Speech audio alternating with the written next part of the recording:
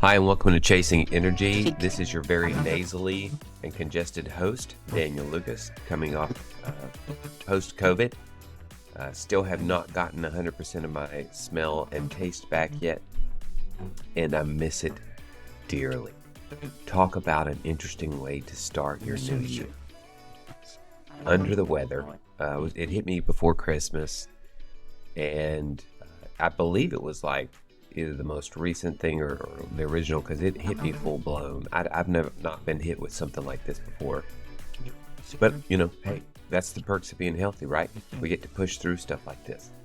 So, today am going to talk to you. I had a lot of time to think in the last few weeks about what I wanted to change in the coming year. And while I'm not big on New Year's resolutions, I do think it's good to reflect and talk about what is or isn't working for you, which is kind of what I want to do today. I want to talk to you about how to align your 2023 and some tools. I borrowed some tools from world experts and things like that. So I didn't make up all these tools, but I did kind of come up with a very simplified version.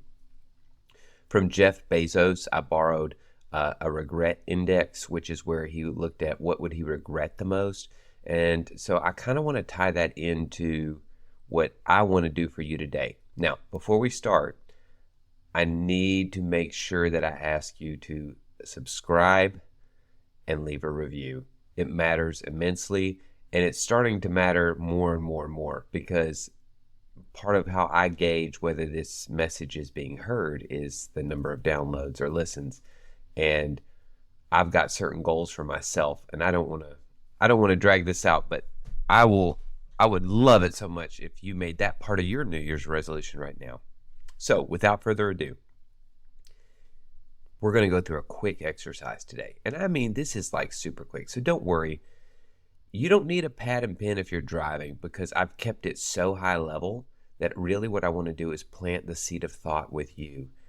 And what I really want for you, dear listener, is for 2023 to be the year that you say, you know what? I gave this some thought and I made some changes. Now, I'm not attaching a goal to your success here.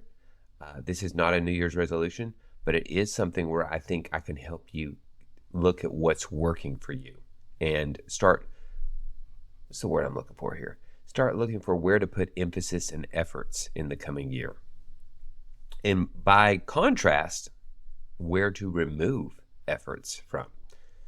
So, with that being said, I want you to think about your top 3 regrets from 2022. And by regrets, it means outcomes that did not align with who you believe you are in terms of your core value. There was an outcome where you look at it and say, that outcome does not reflect who I was. So there are times where things go bad, but it's circumstantial. That's not what I'm talking about here. I'm talking about things where you feel like you had impact or direction and you feel like you kind of dropped the ball. No pun intended for the new year. So that's not the official definition of regrets, by the way. That's the reason that this is the official Chasing Energy reason definition for regrets. So outcomes that you do not believe aligned with your character for the past year. Now, maybe that was, you looked at your career and you said, there were definitely some things where I feel like I slacked off after the second quarter. Very common thing. I feel like with my health, I came out in January, February strong, and then I sort of dropped it off. So what I'd like to do is give you 3 basic examples that I'm personally looking at. And I'm not going to get into the details of my goals on this one. I believe in having granular goals, but for the purposes of this exercise, what I really want to do is get you thinking about, what do you want to change for 2023? So here are some examples. I picked 3 categories to share with you today. One was health, one was career, and one was relationships. And those are very high level. And I think that's where you should start. And before you get into, actually, let's start with this. Let's start with health. mobility is something that I have sort of put on the back burner. I had some aching injuries in 2022. I've been vocal about the fact that 2022 was not a good year for me in terms of athletic performances. And I used the year to really rehab. And there's still some injuries that I've been unable to rehab. And so I'm trying to come up with clever new ways to sort of rehab those injuries. And as a consequence of that, I am going to focus more on mobility this year. So I decided today, as I was preparing the notes for this podcast, I said, why don't I practice what I preach? I dropped what I was doing at 4 o'clock in the evening tonight. I pulled out my phone and I looked up a Pilates reform class, which has the really posh machines, or at least the ones I saw were extremely nice. I drove to the studio, jumped into the class, and bought 5 more. What I will say about that Pilates reform class, and I probably should do a podcast on this, it made me ache in spots that normally I would never ache. Just very odd connector muscles, stability muscles. There was one particular part where I was doing some type of plank, but your feet are on a very shaky thing, and my back was so tight while I was doing it. And I was like, that's so interesting, because I would not think my back would ache at all in a plank. I do planks all the time, but as soon as it was unstable, my back started seizing up on me. So I thought it was interesting that and humbling. And I look at this and say, this is just proof that I needed to really put some effort into this. So that is a quick example of health. I said, I really want to work up mobility this year. I had started doing 20 minutes of yoga in the mornings, which I probably will continue to do. I find that I feel my body is breathing better the rest of the day if I just do that 20 minutes. It's not particularly hard. It's a course that I'm doing through One Durium. I'd be happy to share notes on that if anybody wants to reach out. The website, by the way, is chasing.energy. There's a newsletter. You can email me. You can also message me through social media if you like. The next thing was career. I'll keep this very brief. I attended one industry conference this year. A lot of companies are coming out post-COVID now and saying, okay, we're going to have these conferences. I don't particularly care for these virtual conferences. I'm sorry. As far as like when they're related to work anyway, when it's like a 3-day conference, I don't want to do that through video. So I attended one in Texas. I found it to be a very enlightening experience to get out of my element and be around a bunch of strangers and have to network. And the second part of that is I dabble in real estate, and I've come up with some goals that I want to put together my own syndication deal. I have been part of syndication deals for many years, but I've never actually put my neck on the line and said, I'm going to lead this and be the person who finds it and puts it together. So that's a goal for this year. I want to put together one syndication deal. And then with relationships, I really want to start to develop some new friendships in my area. I have some good friends that don't live close to me. And what I find is, especially now that I've been single for a while, relationships are a huge part of how I find fulfillment. And I don't necessarily mean with your partner, but friendships, family. Family thing, I spend plenty of time with family. I'm good there. But I wanted to start developing friendships again, because having a group of peers that you really respect, and it makes a big difference. In the book Strength to Strength by Arthur Clarke, which I highly recommend. It came out last year. He writes a column for The Atlantic every week. Please follow that guy on Instagram. His content is amazing. He talks about the role that relationships play with our happiness. And in one specific example, he talks about the difference between deal friends and real friends. And I'll be honest, as someone who's a networker and in 2 or 3 different industries, a lot of my friends are deal friends. It's not that they're rude, it's not like they're mean. And the best example I can think of is your dentist. If you see your dentist and maybe you guys have met in public a few times and you think, yeah, he's a nice guy, we chit chat, Here's my question for you.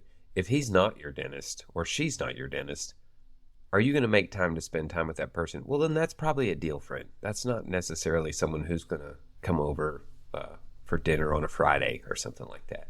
So nothing wrong with having deal friends. They're a wonderful part of what makes the world go round. And I just mentioned that I want to go to more networking things. Those are deal friends as well. But I also want to focus on developing true, long-lasting friendships. I've because I'm not in the running community as much anymore, I kind of lost out on a lot of those advantages. So those were my 3 things.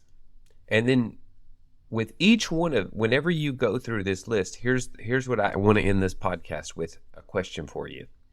And that is, why is it imperative that I pursue this now? Now, I use the word pursue because I don't want you to tie your happiness with the outcome here. I'm a stoic person, and what you should tie yourself to is the effort that you're making.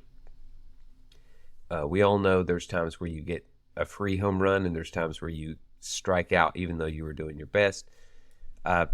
In this particular case, what I want you to think about is, what are you choosing to pursue? What do you want more of and less of? Now, let's go back again. You started at the top. You based this on what were your top 3 regrets from last year that you feel like you missed the mark. So instead of saying, I'm going to be like a CEO by December or something like that, what I really want you to do for my exercise is just focus on, what do you regret the most from last year? And then breaking that into 3 categories and saying, I would like to mitigate my regrets. And I think by doing this, that will do that. This is less about shooting for the stars and more about getting your life in alignment. So the second part of that statement, I'm going to repeat the statement again. Why is it imperative that I pursue this now? Now is the other part of the statement. So the first part was pursue. Remember, we're not tying a goal to that. The second part is now, right? If this isn't something you need to get done this year, then I don't think for the purposes of this exercise, it should be in your top 3. So you might say something like, well, I've always wanted to learn how to play piano. Well, you better figure out why it's important to do it this year. Otherwise, I don't think you'll stick with it. It needs to be relevant to what you intend to accomplish this year. It shouldn't just be like, oh, this is my bucket list and I picked something off of my bucket list. Always wanted a parachute, whatever.